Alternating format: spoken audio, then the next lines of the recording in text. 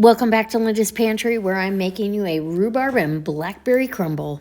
Hi guys, today I am making a rhubarb blackberry crumble.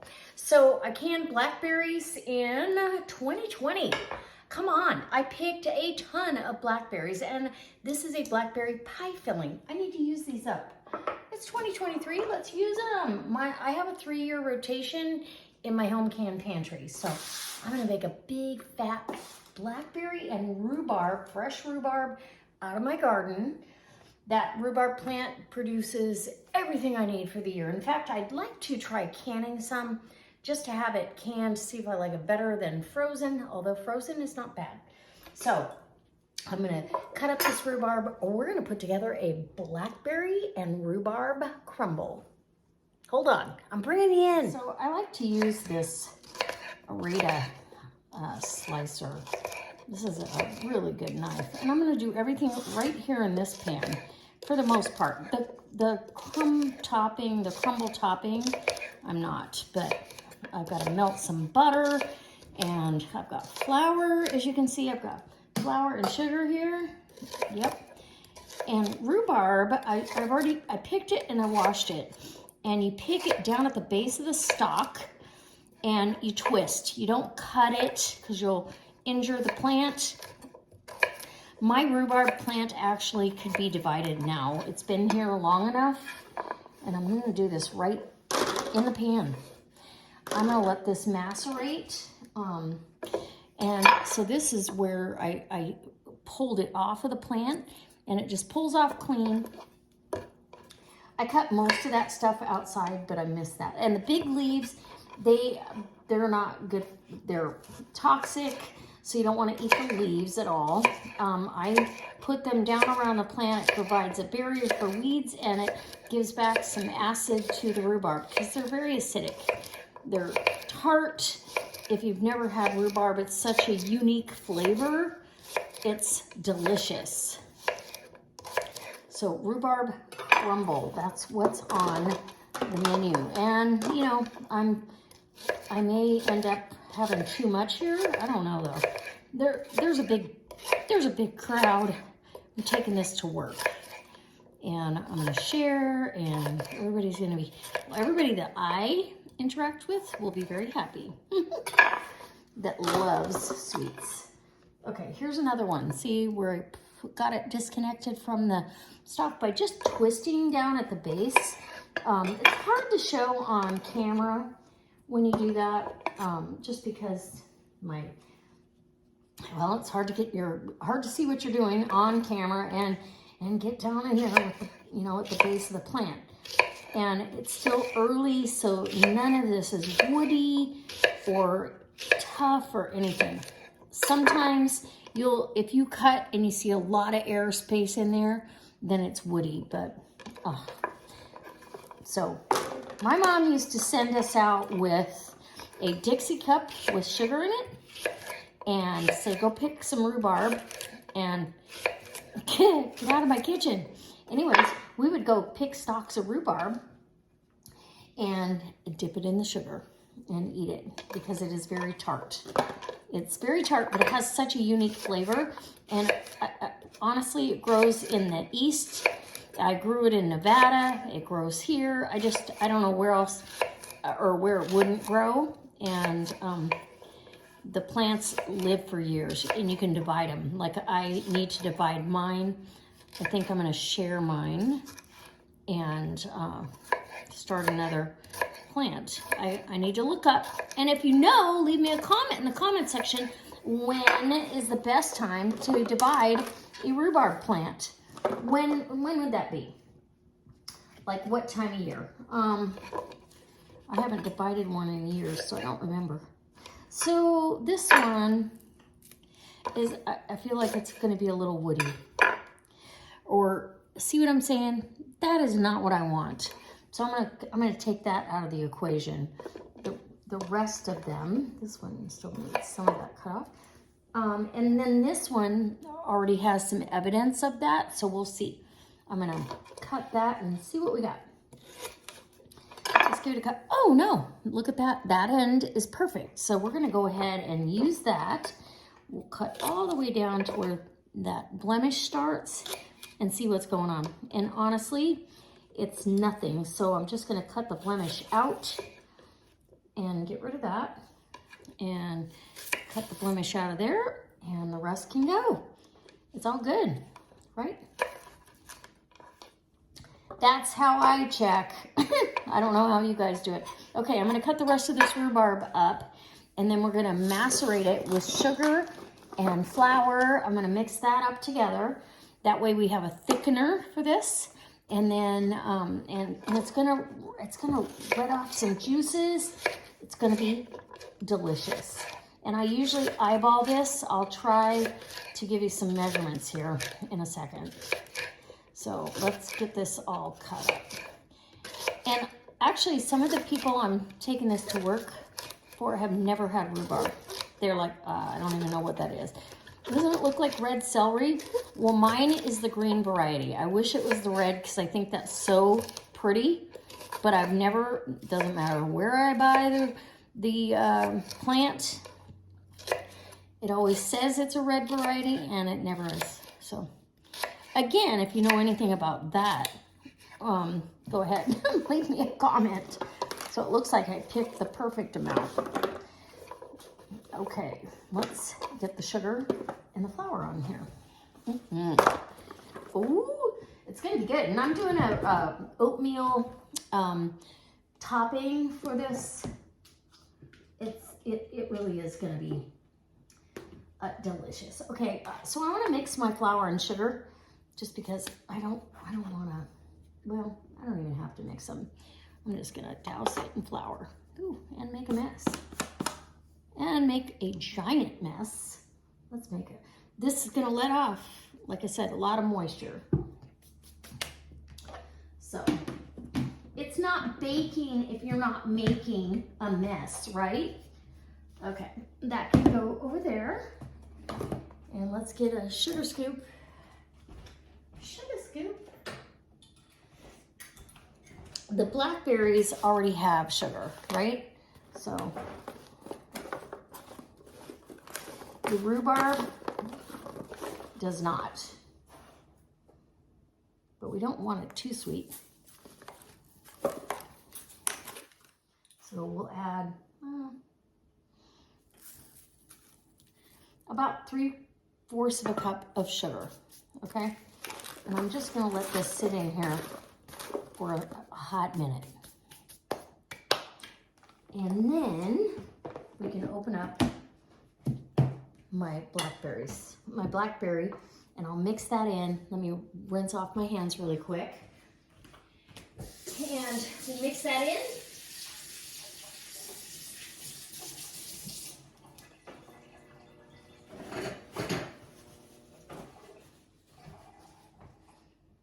And it will be fantastic.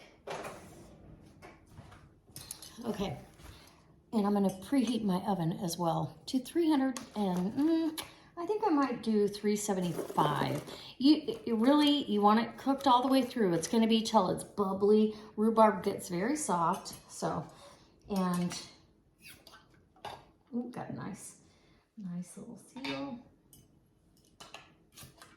Nice seal. Ooh, look at that blackberry goodness.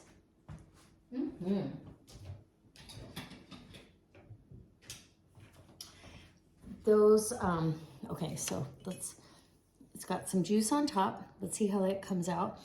I used clear gel, and that is a modified food starch for canning. And I know I did a video on that. I would promise to link it, but canning blackberry pie filling is probably going to be in the title with Linda's Pantry. So we're going to go ahead now and mix this. Oh my goodness. Yes, please. This is going to be delish. So get all the blackberries, all the sugar, all the flour, all of this incorporated really well. And obviously it's going to continue to macerate those pieces of rhubarb, All right. Oh, and I'm just going to tell you, both of these fruits are my absolute favorite. This is what I grew up with up here in the Northwest. That's what I know, that and apples and cherries. But literally, I could go out and pick blackberries and rhubarb all summer long. Or not all summer long. Blackberries come into their own in July. But it felt like, as a kid, it felt like all summer long. So, yeah, the summer months were full of those kind of memories. So, okay, anywhere I see sugar, dry sugar or flour, I'm gonna get that mixed in and let it kind of macerate while I am now gonna make my topping. And that will thicken that flour that's in there. And you could add an egg mixture. You could add and make it a little more custardy, but I'm not gonna do that. I'm gonna clean up the pan though. And right there on the edge. Okay, let's get our, oh gosh, I'm super excited about this. Get that smashed down a little bit and rinse this off. And I'm gonna bring you back. I'm gonna make the crumb topping, the crumble part of this. Okay guys, so I've melted somewhat a stick and a half of butter. So 3/4 cup of butter. And I'm gonna add more sugar. Okay, I've tasted this though, and it's not gonna be too sweet because rhubarb's really tart. That is not too sweet. And so I'm gonna add a 1/2 cup of sugar, maybe not quite a 1/2 cup. We'll start with a 1/4 cup. Okay, just a FYI and a disclaimer, I never measure. I never measure this. It's all by looks.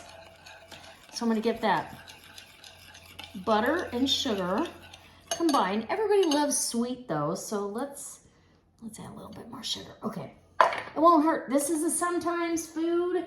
It is not an everyday food. And then we're gonna make it healthy by adding some organic rolled oats. And I like to add I'm gonna add a cup to start. It'll probably be more than that, but anyway. Oh yeah, one more. So 1.5 cups, and because this is so big, that's why I'm not exact. Okay, now flour. Yum. Okay, and we'll start, because we don't need it too floury. We'll start with 1/2 cup. And let's get this mixed. All of the flour and the oats have to be just incorporated and soak up all that butter and the sugar. Oh yeah, look at that.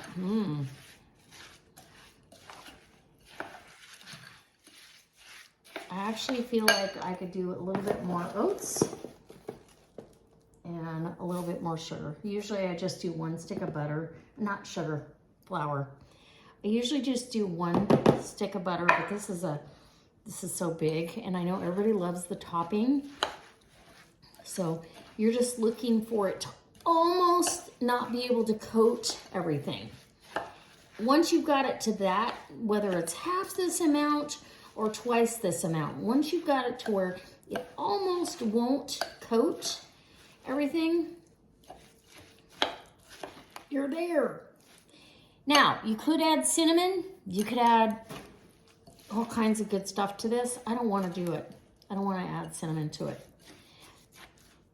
And I think this is just, I'm going to leave it right where it is, okay? It's all coated, and I think it's good. So we're going to put that in the sink. Push these out of my way. I've got my oven preheating to 375. We're gonna put this on a cookie sheet too, just so, because these are kind of flimsy, and when they're hot, trust me when I tell you, you do not want to drop this on your kitchen floor. You'll be crying. So we're gonna spoon this on and make it cover the whole thing. That's why I did so much. And we just get it all everywhere. and buttery. And I used Kerrygold butter. So we got really good grass-fed butter. It's so good and good for you, you know.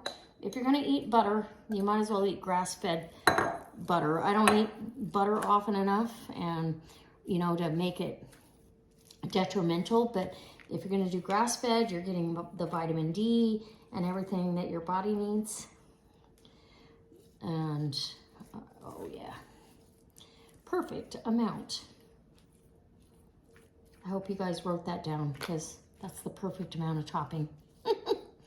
I do eyeball a lot of it, only because that's how I cook. And if you cook like that in your kitchen, leave me a comment in the comment section. I don't want to be by myself. I want to know that there's others out there that do the same. I know my daughter has to have a recipe. I do not. Okay, in the oven this goes. Now, I could have used brown sugar. I really didn't want molasses flavor in here. We're gonna go strict with the fruit. And my oven just booped at me, so we're gonna get this in the oven until it is bubbly and the top is golden brown and crispy. And yeah, it's gonna be heaven on a plate. I right. Hey guys, so it is the next morning, and I literally, that was so hot for so long last night, and I didn't want to eat that late, something this sweet, but look how beautiful that Blackberry Rhubarb Crumble came out. It's absolutely beautiful, and it's served room temperature. It's delicious. So you've got that crumb topping, that beautiful center, ooh, with the blackberries and the rhubarb. And I love the oats in the topping. This, my friends, it's delicious. So, I highly recommend using your rhubarb in this fashion. Rhubarb is so versatile, but it makes such a wonderful dessert, and your family's gonna love this. Now, you could leave the oats out if you didn't want to put that in and just do flour and sugar and butter.